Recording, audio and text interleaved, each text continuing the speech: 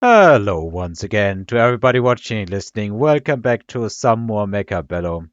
It is time once again to jump into a bunch of replays because I played a lot and I have what is this? 1, 2, 3, 4, 5, 6, 7, 8, 9 replays all stored up, which I can't get through because it's already past midnight here. But I kinda need an emergency episode for tomorrow. So let's get going with an awesome match against this Chinese player. Honestly, I never checked what this player actually has as a name. Let me quickly check. I hope that doesn't impede the recording. Let's just go to the translator. I'll let you look at the round. Hang on. I didn't want to accelerate this that much, but it's a first round. It's fine, I think. You can see the Stormcallers are doing some work. The marksman on the other side is getting hammered, and chaff and late chaff are absolutely key here. Crawlers get the tower, so I imagine this is going to be a win for me. Let me just quickly translate that Chinese or Japanese, whatever player's name.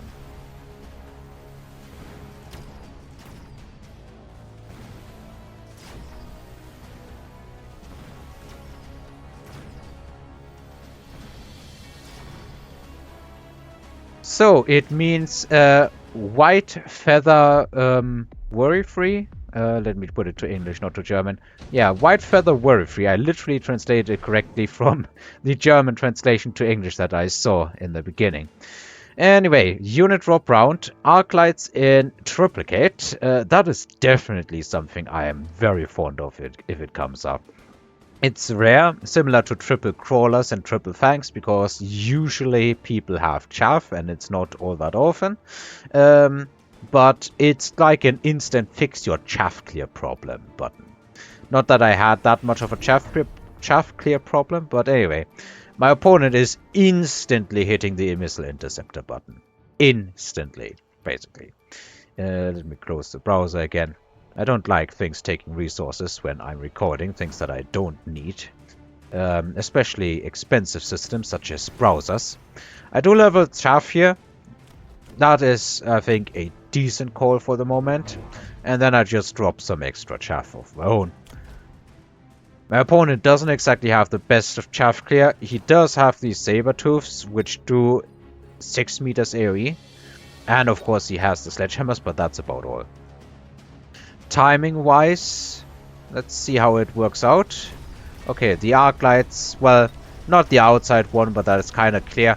They are starting to shoot at chaff first. That is actually doing a lot of collateral damage. This arc light has done top damage so far. So he was not skipping on the chaff clear or anything else. They will eventually go down, there's no preventing that, but as you can see the missile interceptors have run out of steam, and that means that these Stormcallers are now actually doing a very decent amount. They just took top damage, 2 rounds in, well over 50,000 damage, and they're not even done. All in all, another round for me.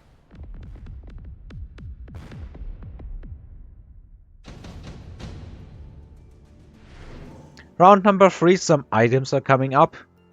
Portable shield barrier, improved firepower control system, or improved phoenixes.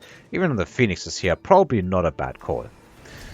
We do take different routes. I go for some potential carry arclight play. We have an arclight here already that is doing over 1,500 damage. These arclights haven't gotten a lot of XP. Well, this one has, actually. And then I add charge shot on top of that, so this one is now doing over 3,000 damage. My opponent, on the other side of the board, has chosen to go into a Vulcan with shield. So he's kind of playing Vulcan marksman right now. I do drop additional chaff, which is not exactly amazing, but getting late chaff is probably going to be a decent idea. I sold the Stormcallers here, they were serving no purpose. My opponent, I think, has not upgraded that tower, okay. I'm not sure why he's not upgrading that, maybe he simply didn't have the money. Anyway, that is 60,000 shield, but that's an arclight that's doing 3,000. So it's eating those sledges very quickly and kinda AoEing a bit on the shield as well. Soon it will target the shield basically exclusively under a tower debuff, and that means it's not going to last a long time. It's going to go down pretty quickly. Look at the amount of damage these arc lights are doing. They are doing big damage here. Yeah, one shot on the marksman, and it levels. So the carry arc lights are fully underway, and my opponent is down to about 60%, I'd estimate, on his health pool. Enhancement module, Electromag, Iron Blast, Assault Vulcan even. That is worth thought. We both are going for the eco option. He has sold both of his sledge packs. I am not even sure where I use this. My opponent is switching into Overlords. I think I put it on these crawlers and had the intention of just letting them ride. We'll see what I do with it. Range on the arc lights. The next logical step. These crawlers are now level 3. And I drop additional arc lights. This round, for lack of good shaft clear, good air clear, whatever you want to call it, is most likely to go in favor of my opponent. Look at how quickly the shield falls. Arc lights not yet attacked by the Overlord. This is probably not going to go through. There's enough AoE coming out of the Overlord to kill the crawlers. Even the marksman survives. Let's just speed this one up. There isn't all that much happening. I get a tower debuff and some Fangs are trying their luck against the Overlords. But in the end, they are only Fangs.